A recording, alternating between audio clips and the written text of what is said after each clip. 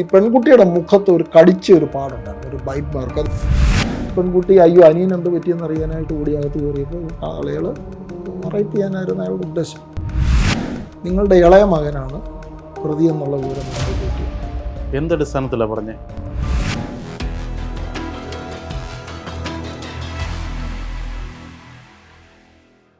നമസ്കാരം. പോലീസ് കഥയിൽ retired SP Shri Reji ജേക്കബുമായിട്ടുള്ള സംഭാഷണം തുടരുകയാണ്. സർ, കഴിഞ്ഞ അധ്യായത്തിൽ നമ്മൾ ഒരു കൊലപാതക കഥ, അതായത് പെരിന്തൽമണ്ണയെ നടുക്കിയ ഒരു കൊലപാതക കേസാണ് കഴിഞ്ഞ അധ്യായത്തിൽ പറഞ്ഞത്. എനിക്ക് തോന്നുന്നു പെരിന്തൽമണ്ണ ഭാഗത്ത് തന്നെ ഇനിയും ഉണ്ട് കൊലപാതകങ്ങൾ നിരവധി പറയാൻ. പുറത്തെടുത്ത് പറയാൻ ഏതാണ് ആദ്യം മനസ്സിലേക്ക് വരുന്നത്? ഇത് അടുത്തത് നമ്മൾക്കൊരു കോളേജ് വിദ്യാർത്ഥിനിയുടെ മരണം, കൊലപാതകം കണ്ടെത്തിയ കഥ പറയാം. ഇത് എവിടെയാണ് നടക്കുന്നത്? ഇത് മങ്കട എന്ന് പറഞ്ഞ് പെരിന്തൽമണ്ണയ്ക്ക് അടുത്തുള്ള സ്ഥലം മങ്കട. ഇതും എങ്ങനെയാണ് ഒരു ഈ മൂന്നാം മുറ ഇല്ലാതെ കൊലപാതകം നടത്താൻ കഴിഞ്ഞു എന്നുള്ളതാണ് ഈ കേസും ആദ്യത്തിൻ്റെ ഒരു പ്രത്യേകത. അതായത് സജിന, ആ കുട്ടി മങ്കടയിലാണ് ഈ കുട്ടിയുടെ വീട്. അപ്പോൾ ഈ കുട്ടി രാവിലെ കോളേജിൽ പോന്നു, കോളേജിൽ പോയിട്ട് തിരിച്ചു വന്നില്ല.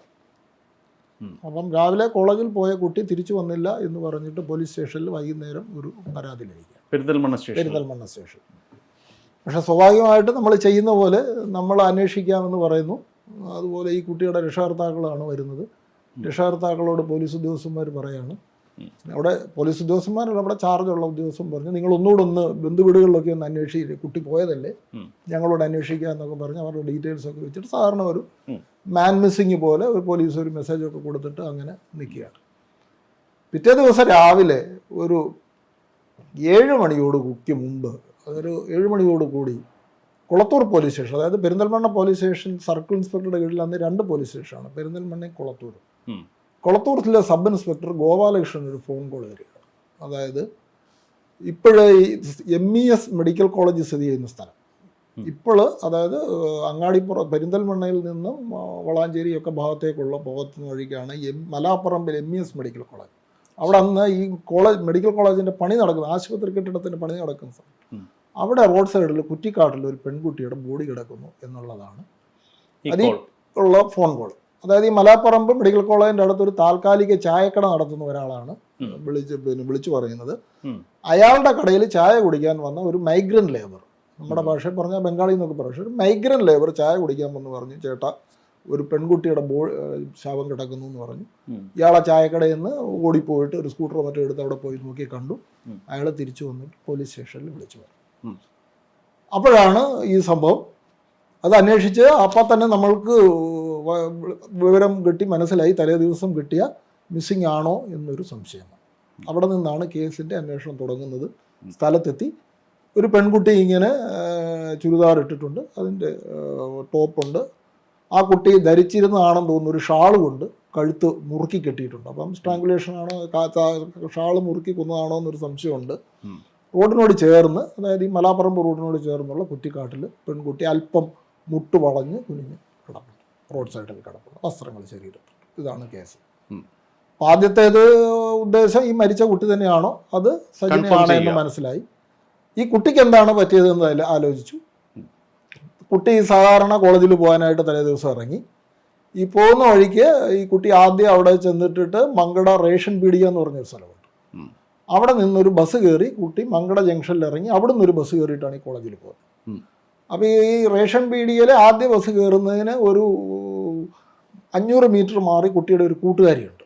അവിടെ ചെന്ന് ആ കൂട്ടുകാരിയെ വിളിച്ച് അവർ രണ്ടുപേരും കൂടെ ഒരുമിച്ച് ഒരു ബസ് കയറി മങ്കട ഇറങ്ങി അടുത്ത ബസ് കയറി കോളേജിൽ പോകും. അന്നത്തെ ദിവസം ഉച്ചവരെ ക്ലാസ് ഉണ്ടായിരുന്നു. ഉച്ച കഴിഞ്ഞപ്പോൾ പിന്നെ കൂട്ടുകാർ, സാധാരണ ഈ കുട്ടിയുടെ അമ്മ വീട് ഇതിൻ്റെ അടുത്താണ്, ഈ മരിച്ച കുട്ടിയുടെ കോളേജിനടുത്താണ്. അപ്പോൾ ഈ കുട്ടി അവിടെ പോയിട്ടാണ് ഉച്ചഭക്ഷണം കഴിക്കുന്നത്. അന്ന് പക്ഷേ ഉച്ചവരെ ക്ലാസ് ഉണ്ടായിരുന്നതുകൊണ്ട് കുട്ടി ഉച്ചഭക്ഷണം കഴിക്കാൻ പോയില്ല. കൂട്ടുകാരി ഭക്ഷണം കൊണ്ടുപോയിരുന്നു. അപ്പോൾ കൂട്ടുകാരി ഭക്ഷണം കഴിച്ചു. ഇവർ രണ്ടുപേരും കൂടെ കോളേജിൽ നിന്ന് ഒരു ബസ്സിന് കയറി ഇവിടെ ഈ ബസ് തിരിച്ചിറങ്ങി. അവിടെ നിന്ന് വന്ന് റേഷൻ പീടിക ബസ് ഇറങ്ങി രണ്ടുപേരും കൂടെ വീട്ടിലേക്ക് നടന്നു. വീട്ടിലേക്ക് നടന്ന് ഏതാണ്ട് ഒരു 300 മീറ്റർ 400 മീറ്റർ കഴിയുന്നപ്പം കൂട്ടുകാരി പറഞ്ഞു ശരി നാളെ രാവിലെ കാണാം എന്ന് പറഞ്ഞ് പിരിഞ്ഞു. അവിടെ നിന്ന് പിരിഞ്ഞ് പോയ സ്ഥലത്ത് നിന്ന് ഏതാണ്ട് കഷ്ടിച്ച് 1 കിലോമീറ്റർ കഴിഞ്ഞാൽ കുട്ടിയുടെ വീടായി. 1 കിലോമീറ്റർ നടക്കാനുള്ള ദൂരമുണ്ട്. ഈ 1 കിലോ എന്നാൽ കുട്ടി വീട്ടിൽ ചെന്നിട്ടില്ല. സ്വാഭാവികമായിട്ടും അതിലേ വരുന്ന വാഹനങ്ങൾ കാര്യങ്ങളൊക്കെ ചോദിച്ച് കൂടുതൽ അന്വേഷിച്ചപ്പോൾ നമുക്ക് 2 വിവരം കൂടെ കിട്ടി. അവിടെ ഈ കൂലി ജോലിക്കൊക്കെ പോകുന്ന ഒരാളുണ്ട്, അവിടെയുള്ള അദ്ദേഹത്തിൻ്റെ പേര് അവറാൻ എന്ന മറ്റോ. അയാൾ വീട്ടിൽ പോയി ഊണ് കഴിച്ചിട്ട് പണിക്ക് തിരിച്ചു വരുമ്പോൾ ഈ കുട്ടി നടന്നു വരുന്നുണ്ട് ഒറ്റയ്ക്ക്. അത് ആ കൂട്ടുകാരിയുടെ വീട് കഴിഞ്ഞിട്ട് ഏതാണ്ട് ഒരു 200-300 മീറ്റർ കഴിഞ്ഞിട്ടാണ്. അപ്പോൾ അയാൾ മോളെ ക്ലാസ് ഇല്ലേന്ന് ചോദിച്ചു. ഉച്ചയ്ക്ക് കഴിഞ്ഞ് കാക്കാന്ന് പറഞ്ഞു. മോൾ ഊണ് കഴിച്ചോ അവറാനോട് മോൾ ഊണ് കഴിച്ചോ എന്ന് ചോദിച്ചു. ഇല്ല, ഞാൻ വീട്ടിൽ ചെന്നിട്ട് കഴിച്ചോളാം എന്ന് പറഞ്ഞു. അപ്പോൾ അവറാൻ പറയുന്ന അതാണ്. അവിടെ നിന്ന് ഒരു 200 മീറ്റർ അപ്പുറത്താണ് ഒരു ടേണിംഗ് ഉണ്ട്, ഒരു ഷാർപ്പ് കർവാണ്. ആ കർവിലാണ് നൗഷാദ് എന്ന് പറഞ്ഞ ഒരാളുടെ ഒരു പലചരക്ക് കടയുണ്ട്. നൗഷാദ് ഈ കുട്ടിയെ കണ്ടിട്ടില്ല. അപ്പം നൗഷാദ് പറയുന്നത്, സാറേ ഞാൻ ഇന്നലെ മുഴുവൻ സമയം കടയിലുണ്ട്, ചില ദിവസം ഞാൻ ഉച്ചയ്ക്ക് വീട്ടിൽ പോയി ഊണ് കഴിക്കും, പക്ഷെ ഇന്നലെ ഞാൻ വീട്ടിൽ പോയില്ല, ഇന്നലെ ഞാൻ ഈ കടയിൽ തന്നെ ഇരുന്നു. സജിന ഇതിലെ വന്നിട്ടില്ല എന്ന് എനിക്ക് നല്ല ഉറപ്പാണ്. കാരണം ഞാൻ ഈ നൗഷാദിൻ്റെ കടയിൽ പോയി നമ്മളും ഇരുന്ന് നോക്കി. കാര്യം നൗഷാദ് ഇരിക്കുന്നു എന്ന് പറഞ്ഞ സ്ഥലത്ത് ആ സമയത്ത് വരുന്ന സ്ഥലത്ത് ഇരുന്നാൽ അത് ഒരു എൽ ഷേപ്പിലാണ്, അല്ലെങ്കിൽ ഒന്ന് സ്ട്രെയിറ്റ് വന്നിട്ടൊരു കർവാണ്. ആ കർവിനോട് ചേർന്നുള്ള ഭാഗത്താണ് നൗഷാദിൻ്റെ കട. അപ്പം ഈ റോഡിൽ ആര് നടന്നു പോയാലും ദൂരേന്ന് നൗഷാദിന് വരുന്നത് കാണാം, നടന്നു പോകുന്ന ആളുകളെ കാണാം. മനസ്സിലായി. അപ്പം സജിനെ നൗഷാദിന് അറിയുന്നതുകൊണ്ട് ആ സമയത്ത് കടയിൽ അങ്ങനെ സാധനം മേടിക്കാൻ വലിയ തിരക്കില്ല ഉച്ച സമയത്ത്. കാരണം ഉച്ചയ്ക്ക് മുമ്പ് കുറേ ആളുകൾ വരും, കഴിയുന്ന സമയത്ത് പിന്നെ വൈകുന്നേരം സാധാരണ തിരക്കുള്ളൂ. അപ്പം അതുകൊണ്ട് സാറേ ഞാൻ അങ്ങനെ പോയി കണ്ടിട്ടില്ല, അതുകൊണ്ട് എനിക്ക് ഏറെക്കുറെ ഉറപ്പാണ് വന്നിട്ടില്ല എന്നുള്ളത് എന്ന് നമുക്ക് മനസ്സിലായി. അപ്പോൾ ഈ പോയിരിക്കുന്നത് ഏതാണ്ട് ഒരു 100-150 മീറ്ററിലാണ് സഞ്ചരിച്ചിട്ടുള്ളത്. ബസ് ഇറങ്ങിയിട്ട് ഇത്ര ദൂരമേ ആ കുട്ടി പോയിട്ടുള്ളൂ. അതായത് കൂട്ടുകാരി പോയതിനു ശേഷം അവറാൻ കണ്ടു, നൗഷാദ് കണ്ടിട്ടില്ല.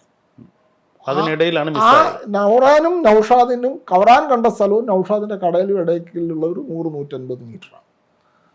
അപ്പം സ്വാഭാവികമായിട്ടും അവിടെ പോയി ആദ്യത്തെ ദിവസം ആ ബഹളവും അന്വേഷണവും ഇൻക്വസ്റ്റും ശവസംസ്കാരവും. വളരെ പാവപ്പെട്ട കുടുംബമാണ്, ഒരു വളരെ സാധു കുടുംബത്തിലെ മൂത്ത മകളാണ്, ഇളയത് 2-3 ആൺകുട്ടികളാണെന്നാണ് എൻ്റെ ഓർമ്മ. അങ്ങനെ നിൽക്കുന്നു. ഏതായാലും രാത്രിയിൽ നമ്മൾ അവിടെ ഒന്ന് ചിലവഴിക്കാൻ തീരുമാനിച്ചു. രാത്രിയിൽ ഞങ്ങൾ ഈ 2 ദൂരം, ഞാനും എൻ്റെ കൂടെ ഒരു 2-3 പോലീസുകാർ, നല്ല പോലീസുകാരെ കൂട്ടിയിട്ട് ഈ റോഡിൽ അങ്ങോട്ടും ഇങ്ങോട്ടും നടന്നു. ഞങ്ങൾ ഏതാണ്ട് 17 പ്രാവശ്യം നടന്നു എന്നാണ് മനസ്സിലാകുന്നത്. അപ്പോൾ ഈ വാഹനങ്ങൾ എത്ര ഉണ്ട് എന്നൊന്ന് മനസ്സിലാക്കുകയായിരുന്നു നമ്മുടെ ആദ്യത്തെ ഉദ്ദേശം. അപ്പോൾ അവിടെ ചില വീടുകളുണ്ട്, ആളുകൾ ആരൊക്കെയാണ്, വാഹനങ്ങളുണ്ട് എന്നൊക്കെ നോക്കി കഴിഞ്ഞപ്പോൾ നമുക്ക് മനസ്സിലായി അവിടെ ഒരു വീട്ടിൽ ഒരു ഓട്ടോറിക്ഷ പാർക്ക് ചെയ്തിട്ടുണ്ട്, പക്ഷെ ആ വീട്ടിൽ ലൈറ്റില്ല. ബാക്കിയുള്ള വീടുകളിലൊക്കെ വണ്ടികളും ഉണ്ട്, സ്ത്രീകളും ഒക്കെ ഉണ്ടതായിട്ട് നമുക്ക് മനസ്സിലായി. അപ്പോൾ അതിനെപ്പറ്റി നമ്മൾ അന്വേഷിച്ചപ്പോൾ മനസ്സിലായി അത് അവിടെയുള്ള ഒരു വിദേശത്ത് ദുബായിലോ മറ്റോ മിഡിൽ ഈസ്റ്റിൽ ജോലി ചെയ്യുന്ന ഒരാളുടെ വീടാണ്. അദ്ദേഹം അവിടെയാണ്, അദ്ദേഹത്തിൻ്റെ ഭാര്യയും മക്കളുമാണ് ആ വീട്ടിൽ താമസിക്കുന്നത്. അപ്പം ഭാര്യയും മക്കളും അവിടെ താമസിക്കുന്നു എന്ന് മനസ്സിലായപ്പോൾ വീണ്ടും തിരക്കിപ്പോൾ മനസ്സിലായി ആ ഭാര്യയും മക്കളും താമസിക്കുന്ന വീട്ടിലെ കുട്ടിക്ക് പനിയായതുകൊണ്ട് അവർ ഈ സംഭവം നടന്ന ദിവസം രാവിലെ അവരുടെ വീട്ടിലേക്ക് പോയി. അവരുടെ വീട് എന്ന് പറഞ്ഞു കഴിഞ്ഞാൽ ഇവിടുന്ന് ഒരു കുറച്ച് ദൂരം മാറി മലപ്പുറത്തിനടുത്ത് പനങ്ങാങ്കര എന്ന് പറഞ്ഞൊരു സ്ഥലമുണ്ട്. അവിടേക്കാണ് ഒരു 4 കിലോമീറ്റർ 5 കിലോമീറ്റർ ദൂരേ ഉള്ളൂ. അവിടെ അവരെ കൊണ്ടുവിട്ടിരിക്കുന്നത് ഈ ഗൾഫിലുള്ള ഭർത്താവിൻ്റെ സഹോദരനാണ്. അപ്പോൾ സ്വാഭാവികമായിട്ടും ആ വീട്ടിലേക്ക് നമ്മളൊന്ന് ഒരു ആംഗിളിലേക്ക് ചെയ്യാനുള്ള ഒരു സാധ്യത തെളിഞ്ഞു വന്നു. പക്ഷെ നമ്മുടെ കയ്യിൽ ഒരു തെളിവുമില്ല, എന്തെങ്കിലും ഒരു തെളിവ് കിട്ടാൻ സാധ്യതയില്ല. ആ ബോഡി കിടക്കുന്ന സ്ഥലത്തു നിന്നും നമുക്ക് കാര്യമായിട്ടൊന്നും കിട്ടിയിട്ടില്ല. അപ്പം പോസ്റ്റ്മോർട്ടം കഴിഞ്ഞു, കഴുത്ത് ഞെരിച്ചു കൊന്നതാണ്, ഷാള് തന്നെയാണ് എന്നുള്ള ഒരു വിവരമല്ലാതെ ഒന്നുമില്ല. അപ്പം ഇവിടെ ഈ പറഞ്ഞ പോലെ ഒരു ആളെ കൊണ്ടുപോയിട്ട് തല്ലിയോ നാട്ടുകാരെ എല്ലാം പിടിച്ച് പോലീസ് സ്റ്റേഷനിൽ വെച്ച് ഇടിച്ചിട്ട് തെളിയിക്കാനോ വെച്ചാലും കാര്യം പറ്റില്ല. ഞങ്ങൾ ചെയ്ത ഒരു പണി, നമ്മൾ ഈ ഓട്ടോറിക്ഷ ഡ്രൈവറുടെ വീട്ടിൽ പോയി അയാളുടെ അച്ഛൻ വളരെ മാന്യനായ ഒരു മനുഷ്യനാണ്, അത്യാവശ്യം നല്ലൊരു മനുഷ്യനാണ്.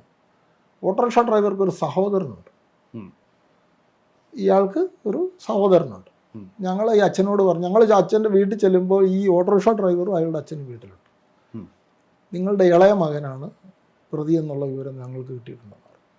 എന്തടിസ്ഥാനത്തിലാണ് പറഞ്ഞേ? ഒരടിസ്ഥാനം, ഞങ്ങളുടെ ഒരു സംശയം മാത്രമാണ്. ഈ വീട്ടിലെ ഈ പറയുന്ന ഓട്ടോറിക്ഷ ഡ്രൈവറെയാണ് ഞങ്ങൾക്ക് സംശയമാണ് പോലീസിനുള്ളത്. പക്ഷെ അവരോട് പറഞ്ഞപ്പോൾ നിങ്ങളുടെ മകനാണ് ചെയ്തതെന്ന് മകനാണെന്നല്ല പറയുന്നത്, ഇളയ മകൻ. ഇളയ മകൻ സ്പെസിഫിക് ആയിട്ട് പറഞ്ഞു. നിങ്ങളുടെ ഇളയ മകൻ ഇതിനകത്ത് പങ്കുണ്ടോ എന്ന് തെളിവുണ്ടെന്ന് പറഞ്ഞു.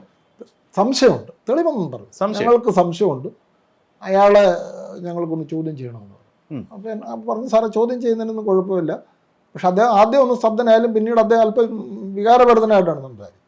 സാറ് ചോദ്യം ചെയ്യുന്നതിലൊന്നും എനിക്ക് വിരോധമില്ല, പക്ഷേ എൻ്റെ കുട്ടികളൊന്നും അത് ചെയ്യത്തില്ല, അവൻ ഒട്ടും ചെയ്യത്തില്ല എന്നാണ് എനിക്ക് ഉറപ്പാണ്, നിങ്ങൾ എന്തടിസ്ഥാനത്തിലാണെന്ന് പറഞ്ഞു.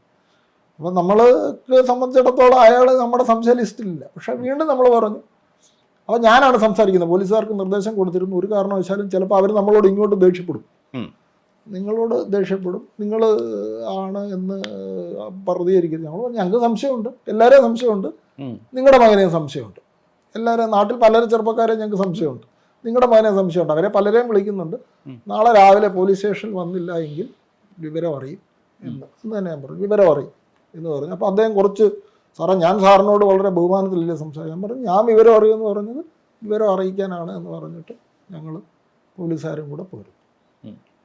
അപ്പോൾ അന്നേരം വൈകുന്നേരം കഴിഞ്ഞു. അപ്പോൾ ഞങ്ങൾ രാത്രിയിലും പല നിഗമനങ്ങളും ആലോചിക്കുന്നുണ്ട്. പിറ്റേ ദിവസം 6 മണിയായപ്പോൾ മുഹമ്മദ് എന്ന് പറഞ്ഞൊരു പോലീസുകാരനുണ്ട്. മുഹമ്മദ് മലപ്പുറം ജില്ലയിലെ ഒരു പോലീസ് ഹെഡ് കോൺസ്റ്റബിളാണ്. അദ്ദേഹം ആ സമയത്ത് സംസ്ഥാനത്തെ വിദ്യാഭ്യാസ മന്ത്രിയായിരുന്ന നാലകത്ത് സൂപ്പീസ് മിനിസ്റ്ററുടെ PSO ആണ്, പേഴ്സണൽ സെക്യൂരിറ്റി ഓഫീസറാണ്. മുഹമ്മദ് എന്നെ ഫോണിൽ വിളിക്കുകയാണ്. മുഹമ്മദ് വിളിച്ചിട്ട് പറഞ്ഞു, സാറേ പെട്ടെന്ന് എൻ്റെ വീട്ടിൽ വരെ വരണം എന്ന് പറഞ്ഞു. ഞാൻ ചോദിച്ചു എന്താ മുഹമ്മദേ കാര്യം? ഞാൻ ആദ്യം വിചാരിച്ചത് കള്ളം കയറി എന്നുള്ളതാണ്. 6 മണിക്ക് വിളിക്കുമ്പോൾ 2 കാര്യങ്ങളാണ്, ഒന്നിൽ അൺനാച്ചുറൽ ഡെത്ത് അല്ലെങ്കിൽ മോഷണം. മുഹമ്മദ് പറഞ്ഞു, സാറേ കേസിലെ മർഡർ കേസിലെ പ്രതി എൻ്റെ വീട്ടിലിരിപ്പുണ്ടായിരുന്നു. ഇങ്ങോട്ട് വിളിച്ച് പറയുകയാണ്. മുഹമ്മദ് എന്നെ വിളിച്ച് പറയാണ്, സാർ മർഡർ കേസിലെ പ്രതി എൻ്റെ വീട്ടിലിരിപ്പുണ്ട്, സാറ് പെട്ടെന്ന് വരണം. ഞങ്ങൾ അപ്പം തന്നെ ഞാൻ അന്നത്തെ സബ് ഇൻസ്പെക്ടറും കൂടെ, എനിക്ക് തോന്നുന്നു ശ്രീ KG സുരേഷ് ആയിരുന്നു, ഞങ്ങൾ രണ്ടുപേരും കൂടെ ജീപ്പിൽ അവിടെ ചെല്ലുമ്പോൾ ഈ പറയുന്ന ഓട്ടോറിക്ഷ ഡ്രൈവറും അയാളുടെ അമ്മാവൻ അവിടുത്തെ മങ്കടയിലെ പോസ്റ്റ് മാസ്റ്ററാണ്, അദ്ദേഹവുമായിട്ട് ഈ മുഹമ്മദിൻ്റെ വീട്ടിലുണ്ട്. അപ്പം ഞാൻ കാര്യം ചോദിച്ചപ്പോൾ അമ്മാവൻ എന്നോട് പറഞ്ഞു, സാർ ഇവൻ രാവിലെ എൻ്റെ വീട്ടിൽ വന്ന് രാത്രി എന്നിട്ട് പറഞ്ഞു ഞാനാണ് സജനെ കൊന്നത്, പക്ഷേ CI സാറ് പറയുന്നത് അനിയനാണ് കൊന്നത്, അവൻ ചെയ്യാത്ത കുറ്റം അവനെ ഏൽപ്പിക്കരുത്, അതുകൊണ്ട് അമ്മാവൻ സത്യം പോലീസിനോട് പറയണം. അപ്പം അദ്ദേഹം പറഞ്ഞു നമുക്ക് നേരിട്ട് പോയി പോലീസിനോട് പറയണ്ട, പോലീസ് എങ്ങനെ എടുക്കുമെന്ന് അറിയത്തില്ലല്ലോ. അപ്പം അവർ ധരിച്ചിരിക്കുന്നത് നമ്മൾ അനിയനെ ടാർഗറ്റ് ചെയ്തിരിക്കുകയാണ്. എന്നിട്ട് പറഞ്ഞു ഈ മുഹമ്മദ് സാറ് എൻ്റെ അടുപ്പമുള്ള ആളാണ്, നമുക്ക് മുഹമ്മദ് സാറിൻ്റെ അടുത്ത് പോയി സത്യം പറയാം. അപ്പോൾ ഈ ഓട്ടോറിക്ഷ ഡ്രൈവറുടെ അയാളുടെ അച്ഛനോടും അമ്മയോടും ഇത് പറഞ്ഞിട്ടില്ല, അവരോട് പറഞ്ഞില്ല ചെയ്തതാണ്. അവർ രണ്ടുപേരും കൂടെ ഈ ഓട്ടോറിക്ഷയിൽ തന്നെ, അതായത് മുഹമ്മദിൻ്റെ വീട്ടിൽ ചെന്നിട്ട് മുഹമ്മദിനോട് പറഞ്ഞു ഞങ്ങൾ കീഴടങ്ങാൻ വന്നാണ്, ഞങ്ങളാണ് ചെയ്തത്, എന്താണ് ചെയ്യേണ്ടതെന്ന് ചോദിച്ചു. മുഹമ്മദ് പറഞ്ഞു നിങ്ങളിവിടെ ഇരിക്കുക, നമുക്ക് CI സാറിനെ വിളിക്കാം, അതുകൊണ്ട് പോലീസ് വന്ന് ബാക്കി അവർ ചെയ്യട്ടെ, നിങ്ങൾ ചെയ്തത് നല്ല കാര്യമാണെന്ന് പറഞ്ഞ് അയാൾ വളരെ ശാന്തരാക്കി. എനിക്ക് തോന്നുന്നു എന്തോ ചായയൊക്കെ മുഹമ്മദ് ഭാര്യയെ കൊണ്ട് ഇടിയിപ്പിച്ച് ഇവർക്ക് കൊടുത്ത് വളരെ ശാന്തരായിട്ടിരിക്കുക. അപ്പം നമ്മൾ ചെന്നു. അപ്പം കാര്യം ചോദിച്ചപ്പോൾ ആ വീട്ടിൽ വെച്ച് തന്നെ അയാളുടെ മൊഴി എടുത്തു. ഈ മുഹമ്മദിൻ്റെ വീട്ടിൽ വെച്ച് തന്നെ ഇയാളോട് എന്താ സംഭവിച്ചെന്ന് ചോദിച്ചു.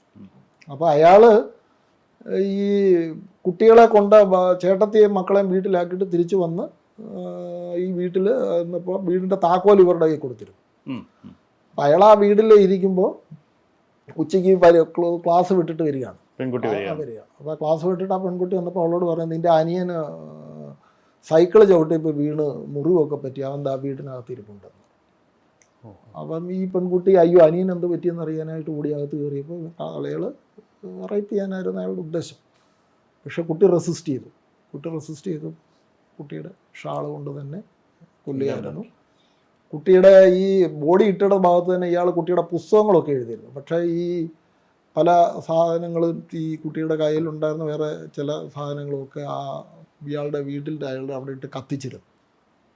ഈ പിന്നെ ഷാളല്ലാതെ മക്കിന എന്ന് പറഞ്ഞൊരു വസ്ത്രമുണ്ടല്ലോ പെൺകുട്ടികൾ ധരിക്കും, അതും ഒരു കറുപ്പ് നിറത്തിലുള്ള മസ്കിനയൊക്കെ ഇയാളുടെ വീടിൻ്റെ പുറയിൽ അയാളൊരു കത്തിച്ചിട്ടൊരു കുഴി എടുത്തിട്ട് അതൊക്കെ പിന്നീട് കണ്ടെത്തുകയായിരുന്നു. അതൊക്കെ അന്നേരം കണ്ടെത്തി. അതിന് ശേഷം ഇയാളുടെ അറസ്റ്റിന് ശേഷം നമ്മൾ പരിശോധിച്ചാൽ ഈ പറഞ്ഞ പോലെ തന്നെ അവിടെ നിന്ന് ബ്ലഡും അതുപോലെ ഇയാളുടെ മുഖത്ത് ഈ പെൺകുട്ടിയുടെ മുഖത്ത് ഒരു കടിച്ച ഒരു പാടുണ്ടായിരുന്നു, ഒരു ബൈറ്റ് മാർക്ക്. അതൊരു നല്ല ശരിക്കും നമ്മൾ ശാസ്ത്രീയ അന്വേഷണം എന്നൊക്കെ പറയുമ്പോൾ ശ്രദ്ധിക്കേണ്ടതാണ്.